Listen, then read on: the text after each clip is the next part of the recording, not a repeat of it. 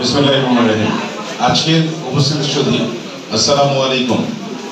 আমি সত্যি খুব মুগ্ধ এবং আনন্দিত এ ধরনের একটা প্রোগ্রাম দেখে এবং আয়োজন দেখে। আমি মিস্টার আসাদুজ্জামান সম্পর্কে আজকে থেকে না, বেশ অনেক বছর যাবত জানি। বাংলাদেশের বক্সিং, স্পেশালি অ্যামেচার বক্সিংয়ের কথা আমরা শুনেছি, কিন্তু প্রফেশনাল বক্সিংয়ে এত আন্তরিকভাবে কাজ করার জন্য এই পর্যন্ত আমরা দ্বিতীয় কোনো ব্যক্তি বাংলাদেশে আর দেখিনি।